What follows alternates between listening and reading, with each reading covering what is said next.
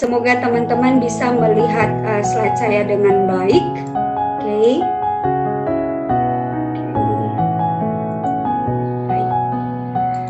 Teman-teman, ketika saya mau membawakan bagian ini, saya sebenarnya dari tadi saya udah bilang saya cukup bergumul begitu ya, tapi memang bukan karena hanya materinya yang cukup, bukan sulit sebenarnya, tapi cukup berliku ya, kita harus memahami dengan baik dan ayat Alkitabnya cukup banyak. Tetapi saya mau sharing sedikit sebelum saya mulai sharing kita malam hari ini, pembahasan Alkitab.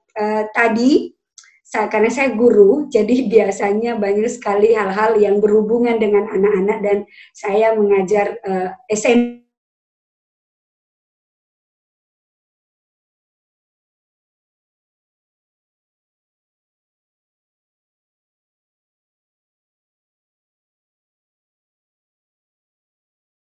Kan itu tidak ada begitu ya, sampai gurunya tuh udah give up.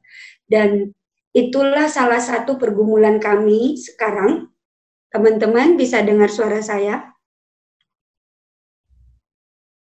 Bisa dengar suara saya, teman-teman semua? Bisa, San.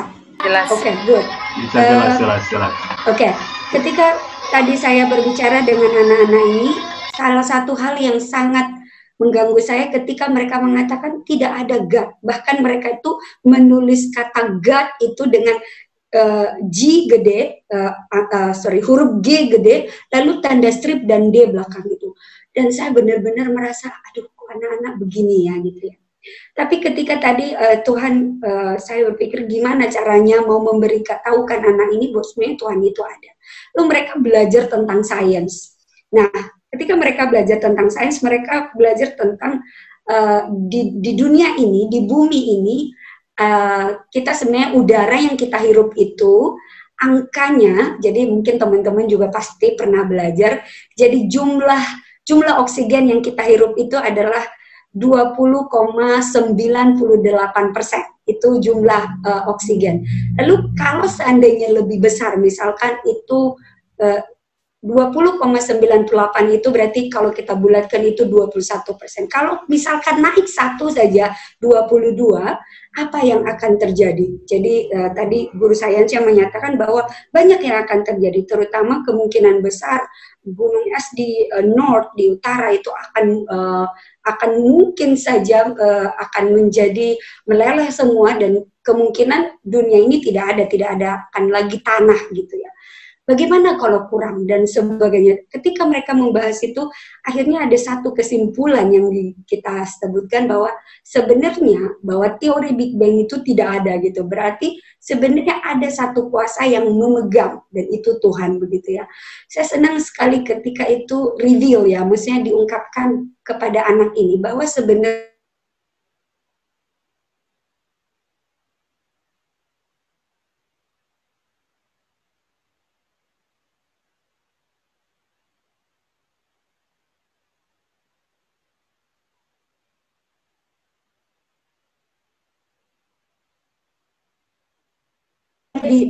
maksudnya kita naikin 21 atau 22 mungkin kita sudah burn out ya, atau kita sudah mungkin kebakaran, atau mungkin kalau sedikit dikurangi mungkin kita tidak bisa bernafas. Jadi satu hal yang saya pikir, aduh Tuhan, ternyata kita perlu benar-benar bersyukur ya. Baik, itu salah satu sharing saya malam hari ini. Saya bergumul, saya agak bergumul tadi. Dita bilang kayaknya Sani tegang gitu. Saya tegang karena saya berpikir ya, saya tugas saya itu adalah sebenarnya jadi seorang guru itu adalah menyampaikan kebenaran buat anak-anak. Kalau saya nggak bisa menyampaikannya, gimana caranya begitu ya? Satu pergumulan saya. Baik teman-teman, malam ini kita akan belajar bagian ini, Iman Yakub. Ya ini seri sudah beberapa seri kita pelajari dan Iman Yakub ini cukup menurut saya unik sekali ceritanya. Teman-teman, saya undang kita untuk membuka Ibrani 11 ayat 21. Ibrani 11 ayat 21. Oke. Ibrani 11 ayat 21 dikatakan di situ, karena iman, maka Yakub ketika hampir waktunya akan mati, memberkati kedua anak Yusuf, lalu menyembah sambil bersandar pada kepala tongkatnya. menurut saya ini adalah salah satu ayat yang cukup unik gitu ya. Ini tertulis dari di Ibrani 11 ayat 21, dan kita tahu bahwa Yakub itu dituliskan menjadi orang yang Alkitab menuliskan Yakub menjadi orang yang beriman atau menjadi salah satu bapak orang-orang beriman dengan ini. Saya pikir saya baca berkali-kali gitu ya, bagian mana sih kok cuman ini atau apa saya salah baca begitu. Ini unik sekali. Teman-teman, kalau saya boleh melanjutkan bagian ini. Oke. Ini menjadi pertanyaan bagi saya, mengapa hanya dengan memberkati anak-anak Yakub menjadi pahlawan iman begitu ya? Ini menjadi sesuatu yang sangat, pertanyaan yang sangat menurut saya sangat mendalam begitu ya. Kenapa hanya dengan memberkati? Lalu anak Yakub itu sebenarnya bukan anaknya dia, itu cucunya. Dan menurut saya ya, ketika saya pertama sekali mendengar ini bukan sesuatu yang wah gitu ya. Apa sebenarnya begitu? Baik, teman-teman, mari kita sedikit melihat kembali ya latar belakang backgroundnya Yakub. Teman-teman, kalau saya tanya kepada teman-teman, kalau ada orang yang bilang Yakub, apa sih yang teman-teman pertama ingat? Ada yang pop up mau jawab? Kalau ada yang bilang Yakub, apa yang teman-teman pertama ingat? Israel. Israel, oke. Israel, karena ya dia berubah namanya jadi Israel ya. Apalagi teman-teman? Dia menipu bapaknya, seakan-akan dia Esau. Ya. Yes, betul sekali. Yes, benar banget. Ya, jadi ada beberapa fakta yang saya lihat. Ada teman-teman lain yang mau menambahkan, apalagi yang teman-teman ingat kalau ada seorang menyebut nama Yakub. Pada tadi bilang Israel, Dita bilang tadi menipu saudaranya Esau ya. Apalagi teman-teman yang teman-teman ingat, kalau dengar Yakub itu ingatnya ini, apalagi? Ada? Dia bergulat dengan malaikat ya? Oke, dia bergulat dengan malaikat ya. Dia ini uniknya itu ya. Saya berpikir ketika Ibrani kenapa dia tidak menuliskan bagian itu ya? Kenapa malah menuliskan dia memberkati anak Yusuf itu menjadi membuktikan bahwa dia adalah pahlawan iman. Ini really unik ya, kisahnya itu unik sekali. Baik, mari kita lihat sekilas ya, sekilas untuk teman-teman supaya kita bisa mendalami. Kalau kita lihat yang paling pertama, saya ingat dari kecil saya diceritakan bagian ini ya. Kita lihat Yakub ini sebenarnya dia itu bukan saudara yang baik ya. Dia mencuri hak kesulungan dari Esau, kakaknya sendiri. Jadi sebenarnya dia bukan saudara atau siblings yang baik. Dia mencuri dari saudaranya sendiri gitu ya. Lalu kita lihat apakah dia anak yang baik? No, dia tidak anak yang baik. Dia berbohong pada ayahnya sendiri, Ishak gitu ya. Kita lihat lagi apalagi yang dia lakukan. Dia juga bukan suami yang baik gitu ya. Dia terlibat cinta segitiga dengan dua istrinya, yaitu Rahel dan Lea gitu ya. Dan kita tahu teman-teman bahwa sebenarnya dari kisah ini kita tahu bagaimana pergumulannya mereka ini di dalam keluarga sampai nanti kisahnya ke Yusuf ya. Ini mempengaruhi anak-anaknya. Jadi dia juga bukan suami yang baik sebenarnya ya. Kemudian mari kita lihat apakah dia ayah yang baik? Tidak juga ya. Dia favorit ya. Dia memfavoritkan anak-anak tertentu dan terutama itu Yusuf dan Benjamin ya. Dan itu menyebabkan perpecahan sebenarnya dalam keluarganya dia. Ini sebenarnya kita lihat seperti tidak ada yang baik ya. Ada nggak lagi? Coba kita lihat. Oh, dia juga bukan menantu yang baik karena dia melarikan diri ya, melarikan diri dari mertuanya sendiri Laban. Oh, kita lihat kenapa orang seperti Yakub ini bisa dikatakan menjadi pahlawan iman dengan bagian ini. Kalau mungkin ya kita bandingkan dengan kehidupan kita, mungkin kita bilang saya nggak sejelek dia lah gitu ya. Tapi coba kita lihat ini bagian-bagian yang cukup menarik. Tapi Alkitab mencatatkan dia menjadi pahlawan iman. Dengan apa? Hanya dengan memberkati anak-anaknya Yusuf. Itu, maaf teman-teman, ini bukan anak-anaknya Yakub ya, tapi anak-anaknya Yusuf. Saya salah, ini typo. Baik, ini bagian yang perlu mungkin kita pahami bersama. Baik, kita tahu bahwa sebenarnya ada covenant ya, ada perjanjian yang Tuhan berikan kepada Abraham ya. Ketika Abraham dipanggil oleh Tuhan, dia menjanjikan keturunan dan tanah Kanaan, tanah perjanjian. Lalu sekarang kita melihat Yakub juga ya, Yakub ini diberikan Tuhan juga perjanjian itu. Bolehkah salah satu dari teman-teman membuka Kejadian 28 ayat 13 sampai 14? Please read it out loud kepada kita. Boleh ada seseorang yang volunteer membuka Kejadian 28 ayat 13 dan 14. Teman-teman, ada? Kejadian 28 ayat 13 dan 14. Apakah ada yang bisa membaca? Bahasa Indonesia atau apa? Terserah. Saya bahasa Indonesia saja dulu ya. Berdirilah, Kejadian 28 ayat 13. Berdirilah Tuhan di sampingnya dan berfirman, Akulah Tuhan Allah Abraham nenekmu dan Allah Ishak. Tanah tempat engkau berbaring ini akan kuberikan kepadamu dan kepada keturunanmu. Keturunanmu akan menjadi seperti debu tanah banyaknya, dan engkau akan mengembang ke sebelah timur, barat, utara, dan selatan, dan olehmu serta keturunanmu semua kaum di muka bumi akan mendapat berkat. Oke, baik. Terima kasih. Ini Tuhan memberikan lagi, dia menjanjikan covenant yang diberikan kepada Yakub ini itu adalah sebenarnya perjanjian yang juga diberikan kepada ayahnya Yakub. Ayahnya Yakub adalah Ishak. Ya, kita tahu Ishak juga diberikan, diperdengarkan oleh Tuhan lagi perjanjian ini. Boleh salah satu dari teman-teman membaca dari Kejadian 26 ayat 3 sampai 4? Ada yang bisa membaca?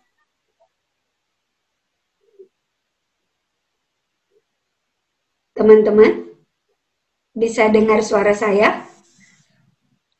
Tinggallah di negeri ini sebagai orang asing, maka aku akan menyertai engkau dan memberkati engkau. Sebab kepadamulah dan kepada keturunanmu akan kuberikan seluruh negeri ini, dan aku akan menepati sumpah yang telah kuikrarkan kepada Abraham ayahmu. Aku akan membuat banyak keturunanmu seperti bintang di langit. Aku akan memberikan kepada keturunanmu seluruh negeri ini, dan oleh semua bangsa di bumi akan mendapat berkat. Baik, kita melihat bahwa Tuhan juga ya memberikan janji, mengulang perjanjian itu kepada Ishak. Ishak mendapatkan, sebenarnya Ishak juga, dia tahu perjanjian ini itu sebenarnya adalah bagian yang Tuhan janjikan dari ayahnya, yaitu Abraham. Kita tahu bahwa Tuhan memanggil Abraham juga ya sebelumnya. Oke, teman-teman.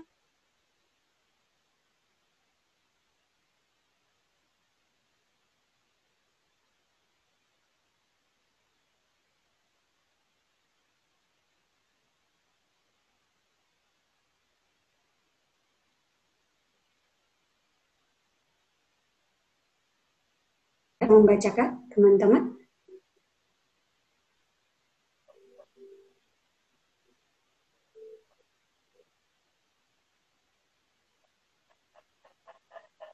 Halo teman-teman. Kejadian 17 ayat 7 ya? Ya, Kejadian 17 ayat 7, silakan. Ahead, Dit.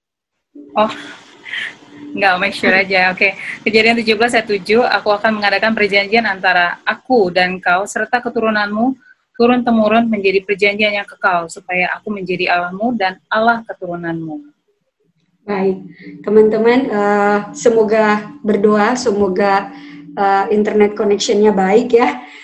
Teman-teman, kalau kita lihat bahwa sebenarnya perjanjian ini dari Abraham, Tuhan memanggil Abraham. Kita tahu kisahnya Abraham dari pelajaran sebelumnya, bagaimana Tuhan memanggil Abraham, dan Abraham menjadi pahlawan iman juga.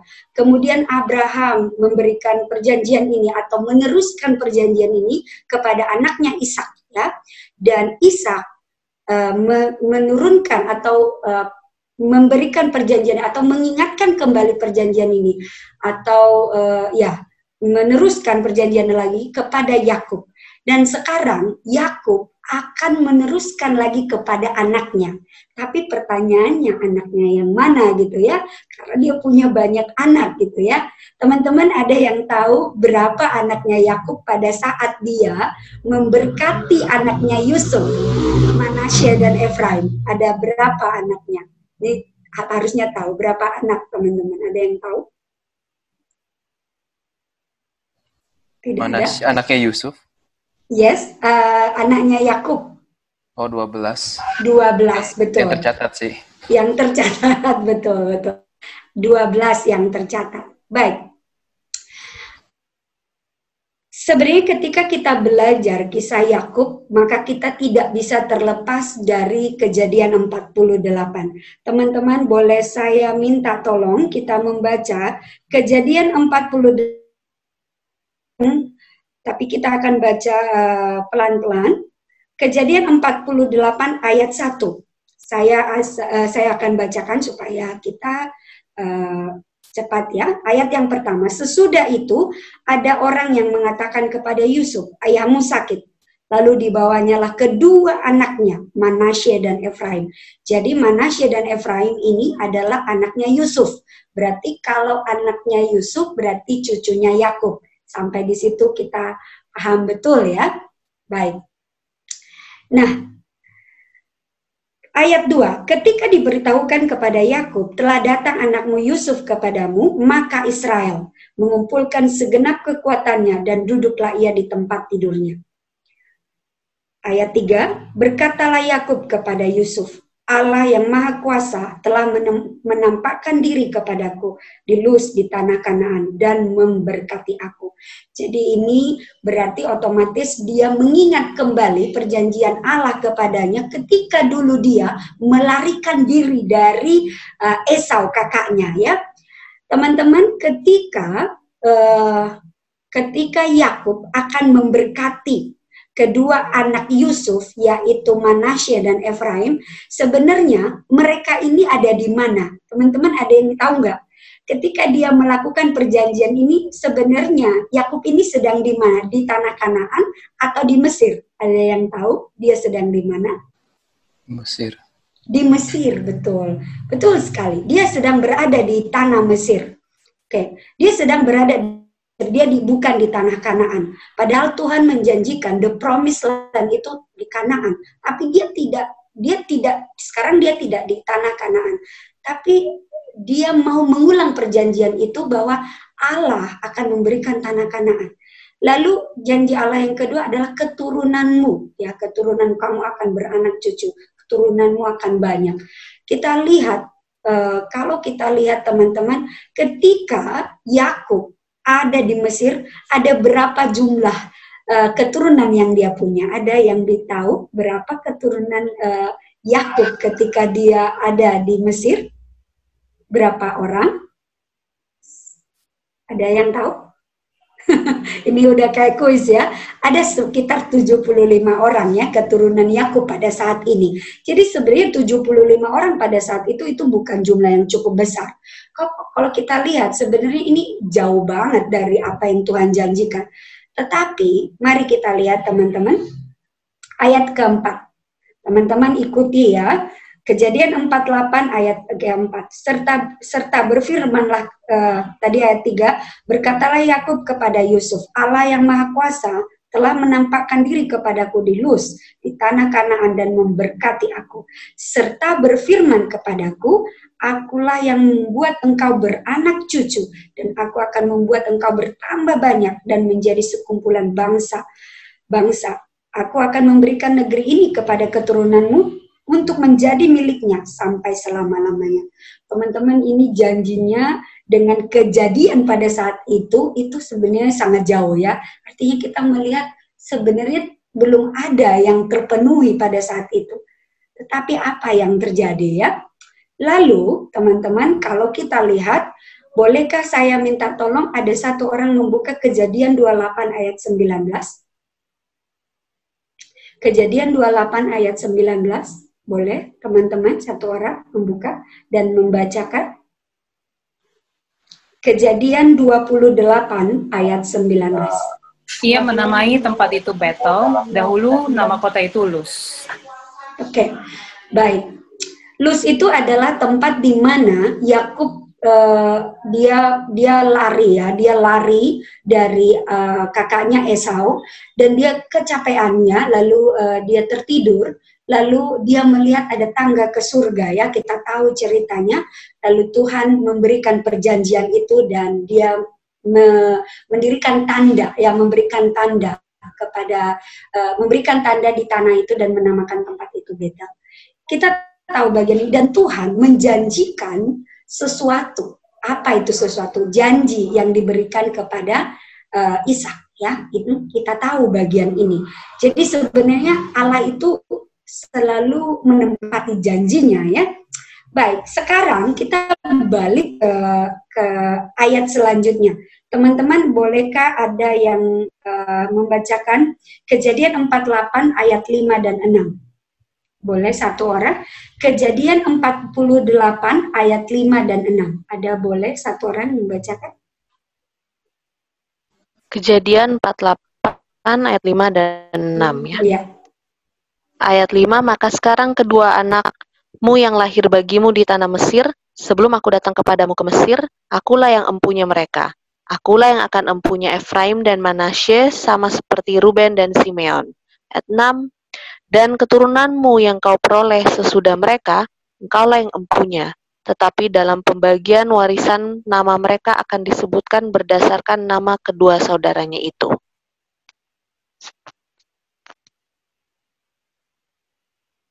Teman-teman, mungkin ayat ini perlu dipahami baik-baik atau mungkin dibaca sekali lagi ya. Jadi kalau kita baca baik-baik ayat ini, maka sekarang kedua anakmu, anak siapa? Anak Yusuf, yang lahir bagimu di Mesir. Sebelum aku datang kepadamu ke Mesir, akulah yang empunya mereka. Akulah yang empunya mereka. Yang ngomong ini adalah siapa? Yakub.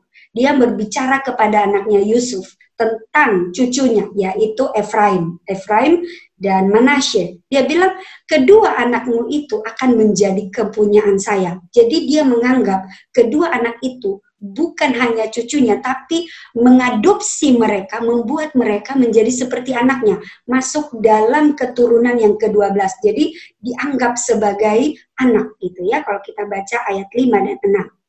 Lalu mari kita lihat ayat 7. Ada yang bisa membacakan ayat 7 dan 8?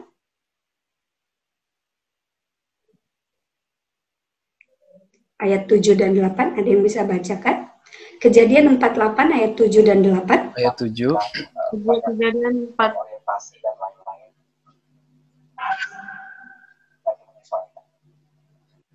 Ayo Willy atau Gladys?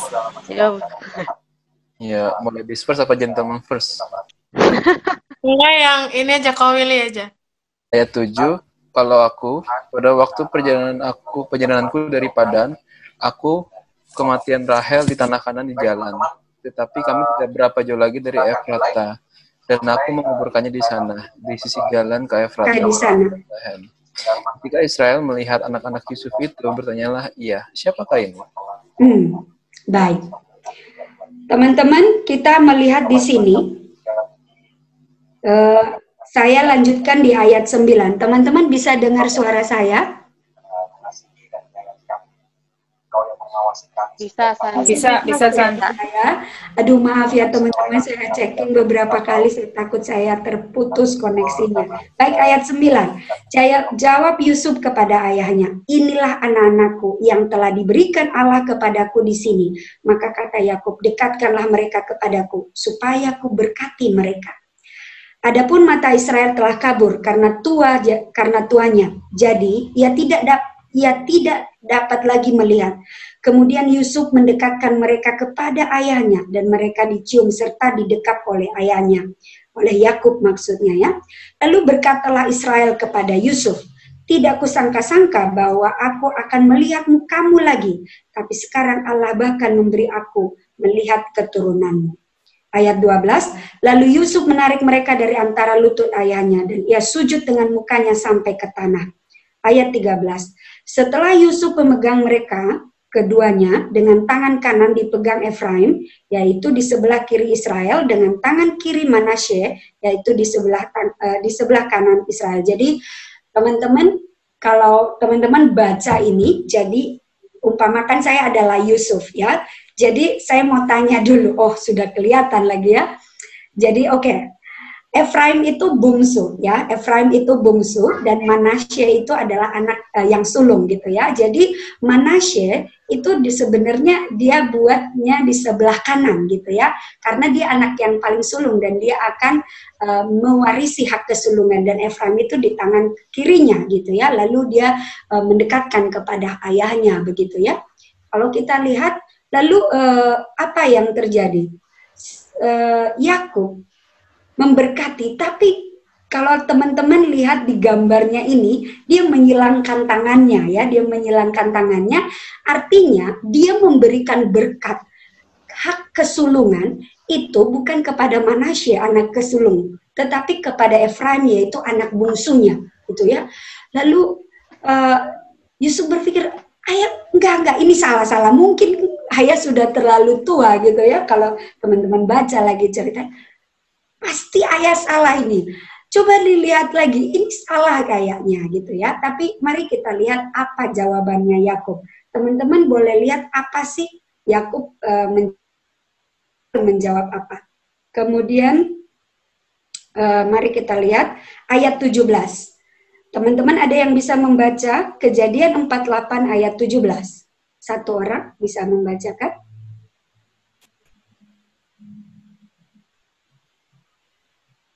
Kejadian 48 ayat 17. Iya. Ketika Yusuf melihat bahwa ayahnya meletakkan tangan kanannya di atas kepala Efraim, hal itu dipandangnya tidak baik. Lalu dipegangnya tangan ayahnya untuk memindahkan dari atas kepala Efraim ke atas kepala Manasye. Katanya ayat 18. 10. Berkatinya lah mereka pada waktu itu, katanya. Dengan menyebutkan nama mula orang Israel akan memberkati. Demikian, Allah kiranya membuat engkau seperti Efraim dan seperti Manasye. Demikianlah didahulukannya Efraim daripada Manasye. Kemudian berkatalah Israel kepada Yusuf, tidak lama lagi aku akan mati, tetapi Allah akan menyertai kamu dan membawa kamu kembali ke negeri nenek moyangmu. Dan sekarang aku memberikan kepadamu sebagai kelebihanmu daripada saudara-saudaramu, suatu punggung gunung yang kurebut dengan pedang dan panahku dari tangan orang Amori. Baik, terima kasih. Teman-teman, ini sesuatu kisah yang unik ya. Apakah memang Israel atau Yakub salah gitu ya ketika memberkati anaknya Yusuf? Apakah memang salah? Sampai dia ayah kayaknya salah gitu ya. Tetapi Yakub bilang tidak anakku gitu ya. Tidak, saya tidak salah. Lalu kita melihat apa sih yang unik di balik kisah ini. Kita nanti akan belajar lebih dalam lagi teman-teman. Tapi mari kita lihat lebih dalam lagi karena ini adalah Bible study. Kita akan melihat lebih dalam lagi dan kita akan mendapatkan mungkin beberapa teman-teman mungkin sudah pernah belajar bagian ini. Tapi kita akan mengulang lagi dan kita akan menemukan bahwa Tuhan itu besar kuasanya. Kadang apa yang kita pikirkan, apa yang kita rencanakan itu tidak selalu sama dengan yang Tuhan pikirkan. Tapi apapun yang Tuhan rencanakan itu pasti selalu rencana yang terbaik. Baik, teman-teman, saya undang kita. Kalau teman-teman lihat gambar ini adalah silsilah ya, sedikit kita ngomongin karena ini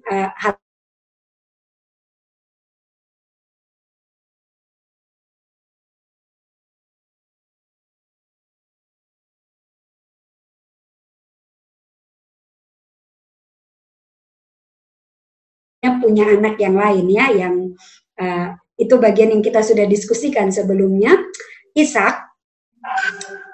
Ishak istrinya Rebeka. Kita tahu Ishak punya dua anak yaitu Yakub dan Esau ya. Tetapi Yakub merebut hak kesulungannya dan kita tahu bahwa dari Yakublah garis keturunan itu berlanjut gitu ya.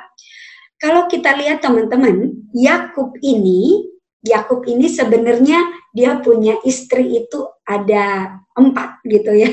Tapi ini karena memang ada banyak yang terjadi, kita akan belajar lebih lagi. Kita lihat bahwa Yakub sebenarnya waktu dia melarikan diri dari papanya, dari Esau juga, dia melarikan diri, lalu dia pergi ke tempat pamannya, ya, saudaranya Rebeka, ibunya, ya, ke tempat pamannya Laban. Lalu dia melihat Rahel gitu ya, dan dia langsung jatuh cinta pada pandangan pertama. Dan dia bekerja kepada pamannya Laban untuk dapatkan Rahel. Tapi kita tahu kisahnya bahwa dia tidak dapat Rahel, dia dapatnya Lea, ya. Karena Laban bilang apa? Tidak baik ya, saya ini Lea anak pertama, jadi harus dapat Lea dulu. Dan kita tahu apa yang terjadi. Mari kita lihat sama-sama, teman-teman. Sekarang permasalahannya adalah kita coba lihat bahwa bagi orang Israel, hak kesulungan itu menjadi sangat penting, ya. Kalau kita lihat sebenarnya dari silsilah keturunan ini yang harusnya diberkati oleh Israel atau Yakub itu sebenarnya bukanlah Yusuf, karena Yusuf itu bukan anak yang pertama. Sebenarnya harus siapa, teman-teman? Ruben, ya, Ruben yang harusnya diberkati. Tapi kenapa Yusuf yang dapat berkat itu gitu? Dan apa sih sebenarnya hak kesulungan itu, ya? Teman-teman, bolehkah ada satu orang yang baca Ulangan 21 ayat 15 secara cepat, boleh? Ada yang bisa bacakan? Ulangan 21 ayat 15. Ulangan 21 ayat 15. Yes. Apabila seorang mempunyai 2 orang istri dan seorang dicintai dan yang lain tidak dicintainya, dan mereka melahirkan anak-anak lelaki baginya, baik istri yang dicintai maupun istri yang dicintai, dan anak sulung dari dan anak sulung adalah dari istri yang tidak dicintai. Kayaknya ayat 16 juga deh. Maka pada lanjut. bagi warisan harta kepunyaannya kepada anak-anaknya itu tidaklah boleh yang memberikan bagian sulung kepada anak yang dari istri yang dicintai, memberikan anak yang tidak dicintai istri yang tidak. Teman-teman, kalau teman-teman baca kisah ini yang adalah anak sulung. Ya, terima kasih. Teman-teman, kalau tadi terima kasih atas bacanya. Kalau teman-teman perhatikan lagi bagian tadi, bagian pembacaan ini familiar ya. Ini menggambarkan siapa kira-kira teman? Kisah ini menggambarkan siapa? Si Rahel ya. Ya, kisahnya Rahel dengan Lea ya, kisahnya Yakub begitu ya. Ini menggambarkan bagian ini gitu ya. Lalu sebenarnya mengapa hak kesulungan itu menjadi sangat penting? Karena sebenarnya kalau kita membaca kembali hak kesulungannya, hak kesulungan itu sangat penting karena Allah ya nanti kita akan bahas lebih dalam lagi, ada special blessing yang Tuhan berikan bagi anak-anak sulung, anak-anak yang pertama. Itu makanya Yakub itu ya, dia berusaha sekali mencuri hak kesulungan karena dia tahu ada special blessing, ada berkat tertentu yang saya dapat. Kalau saya dapat berkat hak kesulungan, sampai dia menipu ayahnya. Oke, baik. Teman-teman, kalau kita lihat tadi seperti yang saya sudah sebutkan sebelumnya, siapa anak sulungnya? Anak sulung itu sebenarnya bukanlah Yusuf, tapi sebenarnya Ruben. Harusnya Ruben yang dapat gitu ya. Ruben yang dapat blessing itu atau berkat itu. Tapi kenapa Ruben nggak dapat? Teman-teman boleh secara cepat membaca Kejadian 49 ayat 3. Kejadian 49 ayat 3. Ada yang bisa membacakan? Kejadian 49 ayat 3. Ben, engkaulah anak sulungku, kekuatanku dan permulaan kegagahanku. Engkaulah yang terutama dalam keluhuran, yang terutama dalam kesanggupan. Baik.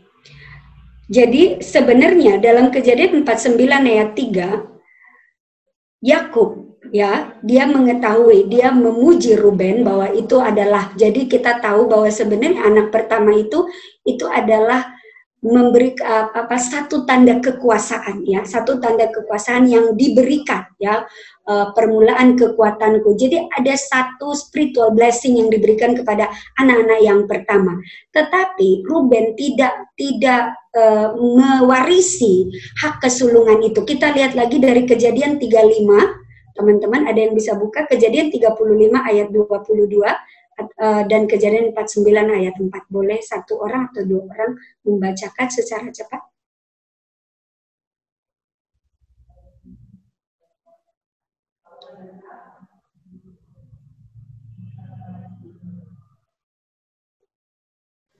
Ketika Israel diam di negeri ini, terjadilah bahwa Ruben sampai tidur dengan Bilha, gundik ayahnya, dan kedengaranlah hal itu kepada Israel.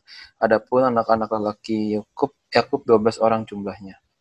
Baik, terima kasih. Teman-teman, kita tahu bahwa Ruben melakukan sesuatu yang tidak pantas. Siapa yang dia tiduri ya? Kalau kita lihat dari silsilah ini, Bilha itu sebenarnya adalah budak daripada Rahel yang diberikan kepada Yakub, karena sebenarnya dalam kehidupan rumah tangga mereka, Lea dan Rahel ini bersaing untuk memperebutkan cinta dari Yakub. Akhirnya mereka mengorbankan, mereka ambil budak saya. Dan kalau kita lihat di sini, Lea memberikan Zilfa budaknya dan Rahel memberikan Bilha budaknya kepada Yakub. Lalu kita lihat apa yang dilakukan Ruben. Ruben tidur dengan dalam bahasa, kalau kita baca di Alkitab, sebenarnya Bilha ini adalah gundik dari Yakub atas pemberian Rahel. Dia tidur dengan istri ayahnya, dan ini sesuatu yang dosa ya. Jadi hak kesulungan itu ditarik dari dia. Sebenarnya berkat itu ada, tetapi ditarik karena dia tidak faithful ya, tidak betul-betul menurut kepada Tuhan. Oke, baik. Sebenarnya kalau kita lihat setelah Ruben, anak keduanya siapa? Simeon ya. Tetapi kenapa tidak kepada Simeon diberikan? Teman-teman, bolehkah ada satu orang yang membaca kenapa Simeon tidak mewarisi ya? Simeon, coba kita baca dari Kejadian 34 ayat 1 dan 2. Apakah ada yang bisa membacakan? Kejadian 34 ayat 1 dan 2. Ada? Pada suatu kali, pergilah Dina, anak perempuan Lea yang dilahirkannya bagi Yakub, mengunjungi perempuan-perempuan di negeri itu. Ketika itu terlihatlah ia oleh Sikem, anak Hemor, orang Hewi, raja negeri itu. Lalu Dina itu dilarikannya dan diperkosanya. Tetapi terikatlah hatinya kepada Dina, anak Yakub. Ia cinta kepada gadis itu, lalu menenangkan hati gadis itu. Baik, teman-teman, kalau kita baca selanjutnya kejadian ini, kita tahu apa yang terjadi. Dina ini sebenarnya kalau menurut beberapa penulisan Bible commentary, Dina ini pada waktu kejadian ini terjadi dia masih sangat muda gitu ya. Dan Sikem ini memperkosa gitu. Dan Simeon saudara ya, anaknya Yakub itu tidak menerima hal ini, dan dia melakukan pembalasan dendam.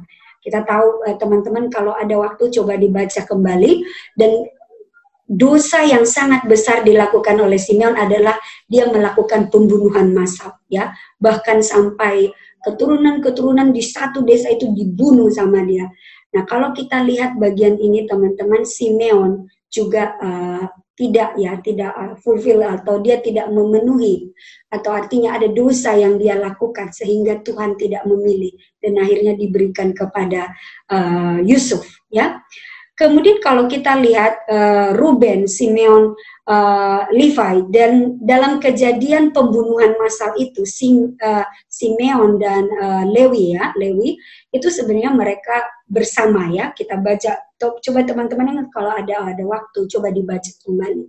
Mereka bersama melakukan ini.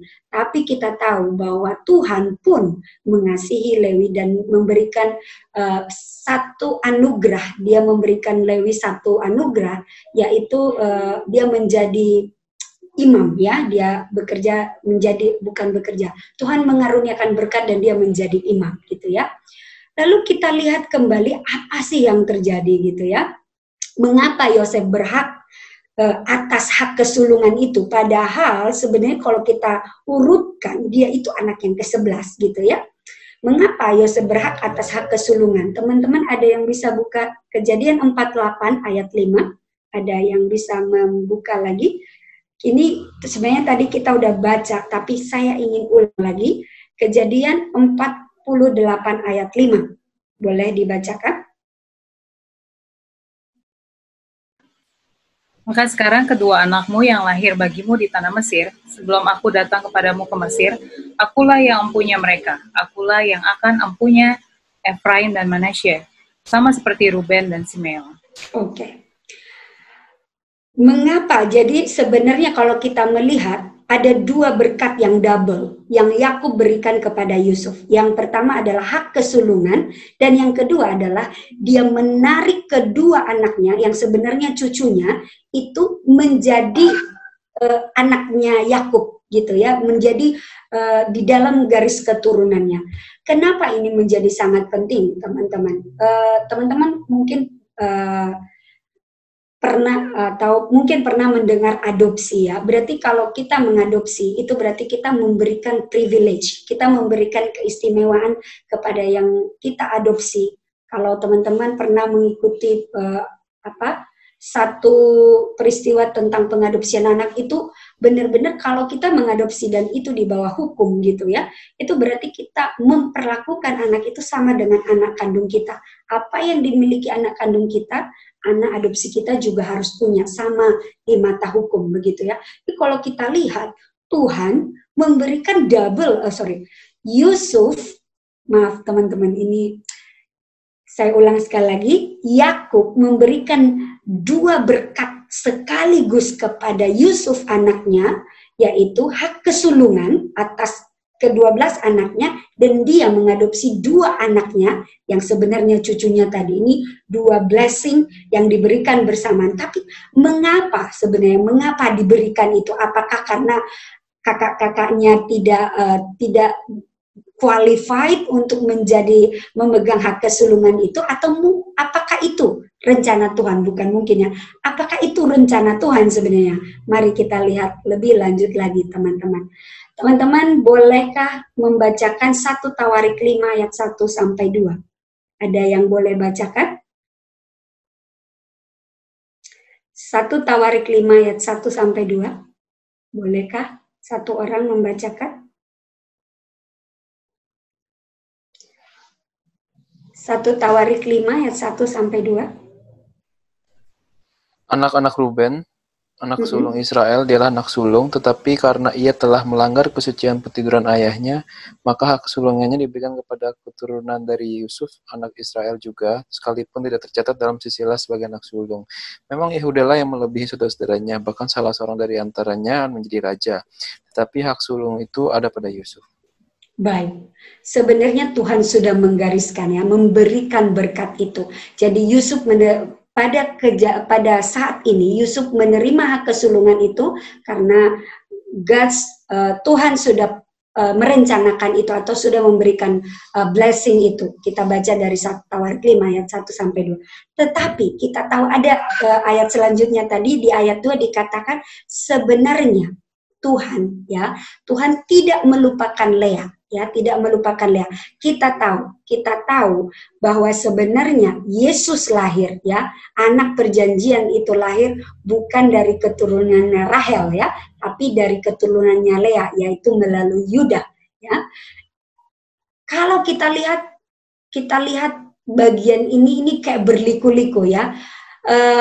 Sepertinya Tuhan memberikan hak kesulungan kepada Yusuf, tetapi sebenarnya di akhir cerita kita tahu bahwa hak kesulungan itu sebenarnya nanti hak kesulungan yang dimaksud ini spiritual blessing itu adalah bahwa dari garis keturunan inilah Yesus akan lahir, begitu ya. Kalau kita lihat ini tidak diturunkan kepada Yusuf keturunannya, karena kita tahu nanti setelah Yusuf itu keturunan berikutnya Benjamin dan Yusuf itu ada Manasye dan Efraim, dan dari Benjamin itu adalah Saul ya. Kita lihat Saul gagal memberikan atau memenuhi panggilan Tuhan. Kita tahu bahwa cerita ini sangat berliku-liku, tetapi Tuhan tetap pada rencananya. Teman-teman, bolehkah satu orang membuka dalam Kejadian 48 ayat 7. Kejadian 48 ayat 7 dikatakan di sini, kalau aku pada waktu perjalananku dari Padan, aku kematian Rahel di tanah Kanaan di jalan, ketika kami tidak berapa jauh lagi dari Efrata, dan aku menguburkannya di sana, di sisi jalan ke Efrata, yaitu Bethlehem.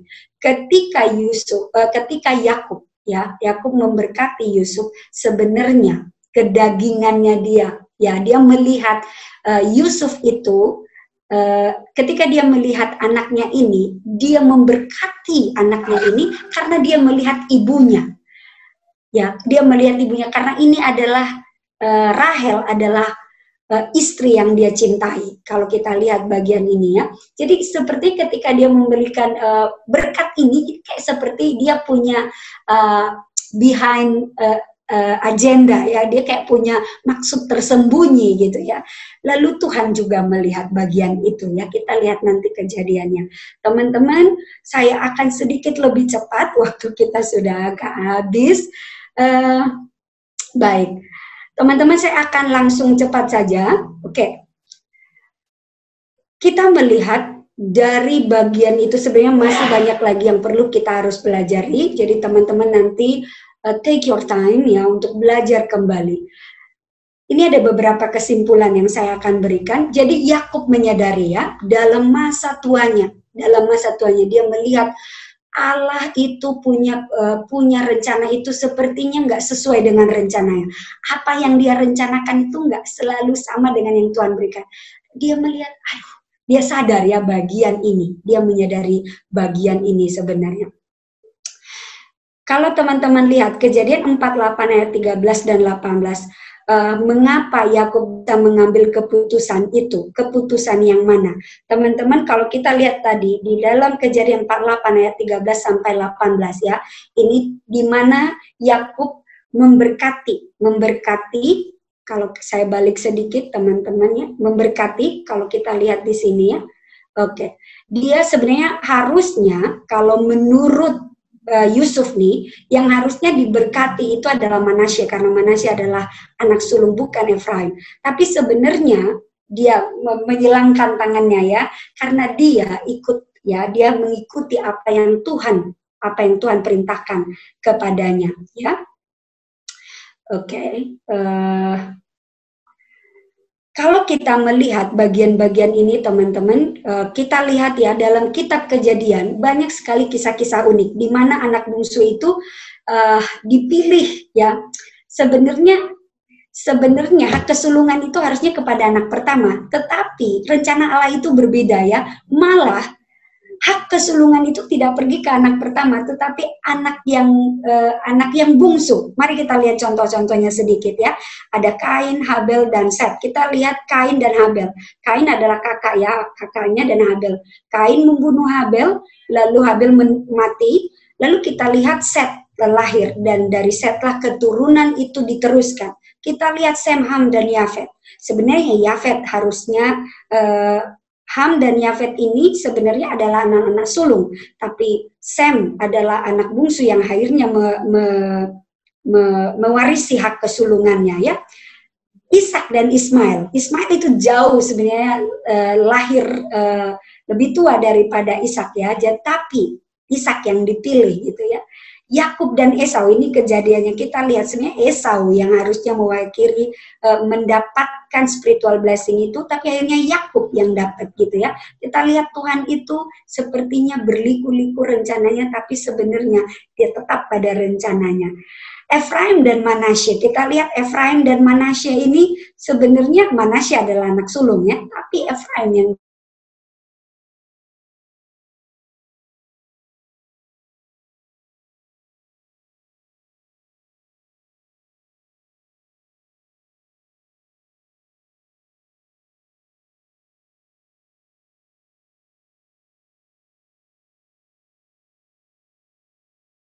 yang 2 ayat 18 sampai 24, kita lihat sepertinya pada awalnya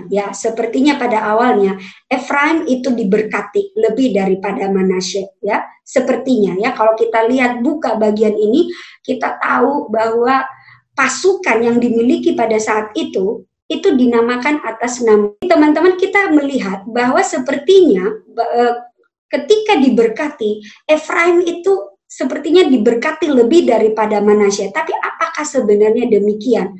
Atau adakah cerita lain di balik itu? Kalau teman-teman lihat tadi, kalau kita lihat di Bilangan 2 ayat 18 dan 24, ini menceritakan bahwa pasukan yang dimiliki atas nama Efraim, Manasye, dan Benyamin, ini ada 3 pasukan besar, tapi dinamakan atas nama Manasye. Dinamakan atas nama Manasye karena Halo, teman-teman bisa dengar suara saya? Bisa.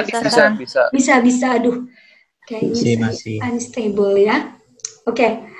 Ya, sepertinya saya ulang lagi ya. Aduh, maaf, ini kayaknya internet saya agak bermasalah. Apakah Efraim lebih diberkati daripada Manasye? Pada awalnya sepertinya begitu, terlihat seperti itu. Tapi kalau kita lihat kembali teman-teman, kita lihat kembali sampai pada akhirnya. Kita lihat ya teman-teman sampai pada akhir.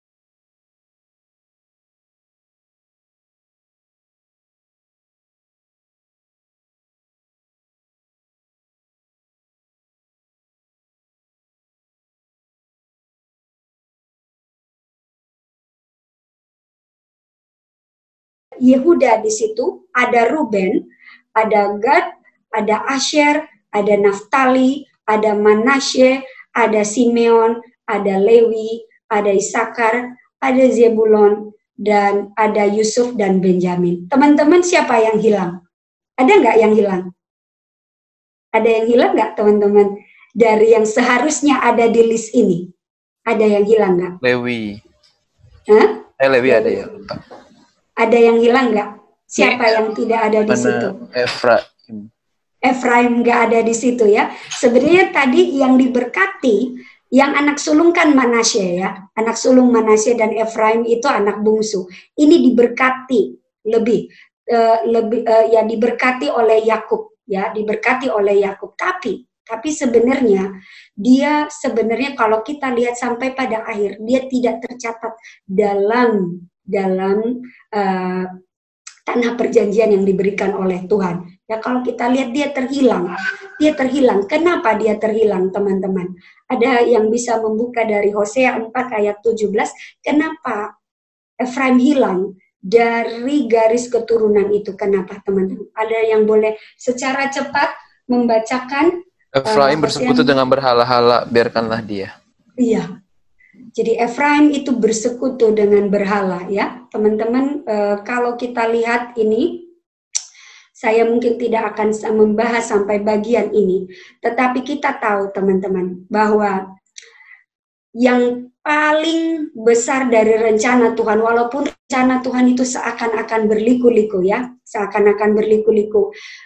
Kita lihat ketika Yakub memilih istri, dia memilih anak bungsu gitu ya, seakan-akan tadi di awal kayaknya semua Tuhan memberkati anak bungsu. Nah sekarang kita lihat kayaknya dia memilih istrinya yang anak bungsu.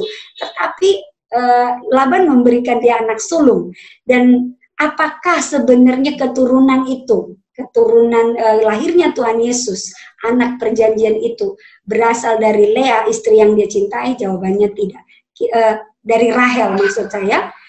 Jawabannya tidak, tetapi dari Lea ya, tetapi dari Lea. Kalau kita buka Kejadian 29 ayat 32 sampai 35, ini ayat menceritakan kepada kita bagaimana Lea ya, bagaimana Lea istri yang tidak dicintai mengemis kasih sayang dari Yakub ya, dari Yakub ketika dia mendapatkan anak-anak ini, dan Tuhan mendengarkan doanya dia. Dan Tuhan memberikan janji kepada Lea ya, walaupun kita melihat sepertinya Lea itu kurang diperhitungkan gitu ya. Kemudian ya, dan Tuhan tahu, Tuhan punya rencana ya. Dia mendengar doa Lea dan Lea meneruskan, dan dari Lea lah garis keturunan itu Tuhan Yesus lahir, yaitu melalui Yehuda ya, anaknya yang keempat. Dan kita tahu juga Lea itu dikuburkan di ladang Makapela ya, artinya dia dikuburkan bersama Abraham dan keturunannya. Artinya dia punya tempat yang khusus gitu. Sedangkan Rahel itu hanya dikuburkan bukan bersama keturunannya Abraham gitu ya. Yang paling penting, fakta-fakta ini diberikan kepada kita. Yang paling penting teman-teman, sepertinya rencana Allah itu berliku-liku. Tapi apa yang paling penting? Yang paling penting kita ingat adalah,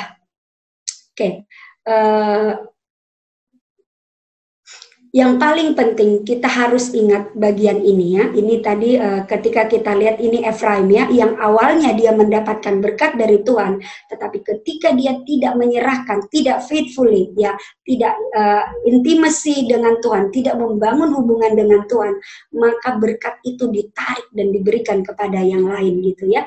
Lalu Allah mengambilnya dan memberikan kepada orang lain gitu.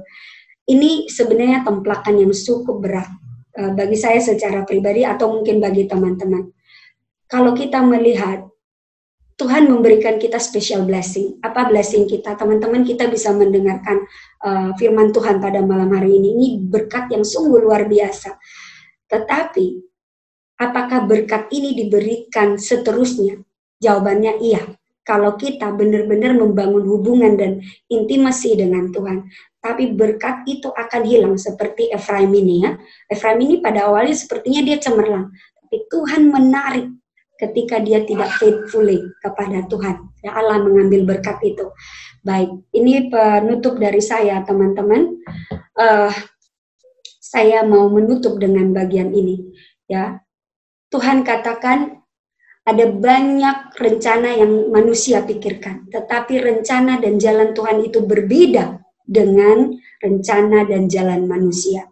Tetapi kita tahu bahwa once kita di dalam Tuhan, once kita memegang Tuhan dan kita intimasi, memiliki hubungan yang istimewa dan membangun hubungan setiap hari dengan Tuhan, Tuhan akan di sana dan dia akan tetap mengaruniakan kita berkat. Seperti Yakub ya, Yakub dia menjadi pahlawan ketika dia pahlawan iman, ketika dia tidak mendengarkan keinginan Yusuf untuk memberkati pilihannya dia, atau dia tetap mendengarkan Tuhan di masa tuanya, di masa sedikit lagi dia akan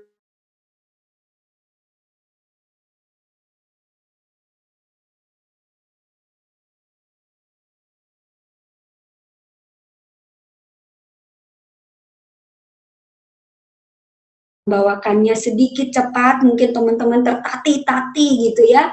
Saya sarankan teman-teman belajar lagi untuk lebih boleh nanti belajar lagi, mungkin buka Die Promise apps ya, mungkin di sana akan teman-teman menggali lagi bagian ini. Ini sungguh sangat menarik. Saya hanya menjelaskan mungkin sekitar 20%. Mungkin juga teman-teman agak kebingungan gitu ya, mengikuti dengan cepat. Tetapi apa yang saya mau garis bawahi teman-teman, satu hal yang saya ingin tinggalkan buat kita di dalam adakah satu orang yang bisa membacakan ini, bagian ini? Boleh satu orang membacakan supaya kita menutup. Saya sudah tahu saya sudah lebih 8 menit dari yang seharusnya. Ada yang bisa bacakan? In bahasa, in English, both will do. Yang mana aja? Silakan teman-teman. Siapa yang boleh baca? Ada? Teman-teman bisa dengar saya? Sebab rancanganku bukan rancanganmu dan jalanmu bukan jalanku, demikian firman Tuhan. Betul. Terima kasih. Teman-teman, itu yang saya tinggalkan. Teman-teman, kita punya rencana, kita punya tujuan, tetapi ingat, tujuan dan rencana kita itu mungkin sepertinya baik, mungkin rencana Tuhan seperti kurang baik, tetapi ingat, rencana Tuhan dan jalan Tuhan itulah yang terbaik, ya. Jadi mungkin banyak juga pergumulan yang dialami oleh teman-teman dalam hidup. Mungkin ada banyak di antara teman-teman bergumul ya. Apakah ini benar Tuhan atau tidak? Salah satu kuncinya adalah percayakan semua kepada Tuhan. Itu saja. Dan setia, ya, obey. Itu teman-teman sharing yang saya bisa bawakan.